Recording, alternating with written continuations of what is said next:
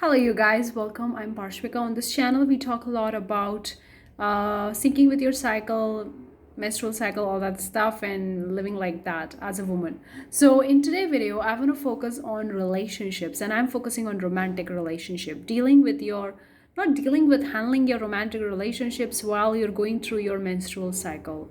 It can be tricky for a lot of the women, and they don't know. A lot of the people don't they are not that much aware what's happening inside their body, why they are feeling in a certain way, and all that stuff. And if you know that, it's easy for you to manage it, it's easy for you to handle it, and you can find some measures to help you as well, help your person as well, and communicate with them properly and all that stuff. So I'm going to talk about some tips that's going to help you. Let's dive in. Give it thumbs up, consider subscribing, turn on the bell notification for more such videos. Okay, first thing first, it's totally normal that different phases and different chapters of the cycle will going to have different feelings and different emotions. With that being said, some of the time you will going to be very excited to talk with your partner or your person, like especially in the ovulatory phase, in the follicular phase.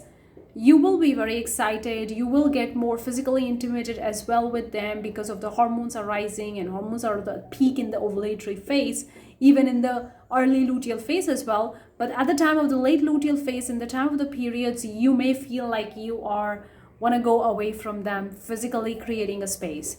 You don't want it to create it, but your body wants to create because your hormones are low, you don't feel that good. Maybe you have a pain, a backache, or mood swings, or some other problems, so you want to just take a little bit space from them. And that's where the people having problems, they started fighting, they created dramas, they create nonsense. That's what I can say. It's a totally a nonsense, but it's okay if you have created it before or you are creating it right now. It's totally okay, totally normal.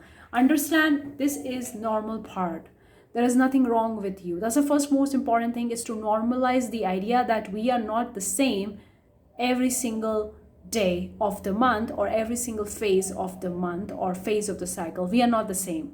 We have different feelings, different emotions, different thoughts. The body feels different, everything feels different. It's totally normal and totally okay. The first thing first to deal with that is to communicate with your person, and communication start with communicating with yourself as well. A lot of the people would laugh at me that I talk with myself, and my parents used to criticize me, not criticize me, but they used to laugh at me, kind of like make a joke that I talk with myself. But when I talk with myself, I feel more comfortable. I feel like I'm listening. I feel like I'm heard. I feel like I'm understanding myself. So that's my way of communicating with myself. So first, communicate with yourself exactly what's happening with you, why you are feeling, or whatever the situation is, and then communicate with your person. Communication is the key in every kind of relationship, whether it's romantic, non-romantic, whatever the case is. It's the key. So do not miss out this, and do not think that your person needs to predict it, assume it. He need to assume that I have my period, so I'm gonna feel bad. No. Okay? No. Just talk with him, just communicate with him. No need to assume things, no need to predict things. Just go and talk and have an open and honest communication. That's very important. Do not do the layers work. Oh, showing the superficial layer and then making like a puzzle game for him so that he can go deep, and then no. Tell him straightforward what you're feeling, why you're feeling, all that stuff. He will going to understand you if you communicate properly, because man nature is usually very straightforward. They don't like that when a woman try to give pieces of puzzles here and there. No, just tell them exactly what it is. Don't play the game. You don't have to play the game. Communicate properly. The second thing is that if you need space, tell him you need space because of your cycle, because of your phase right now, and for that, start tracking your cycle so you know which phase you are in. So start tracking your cycle and then communicate with him. Tell him that you need space because of this reason. Nothing wrong with him, nothing wrong with the relationship. It's just the time being you need space you need to focus on yourself. You need to take care of yourself. So communicate and tell him that you need the space if you need the space in a healthy way. That's very important.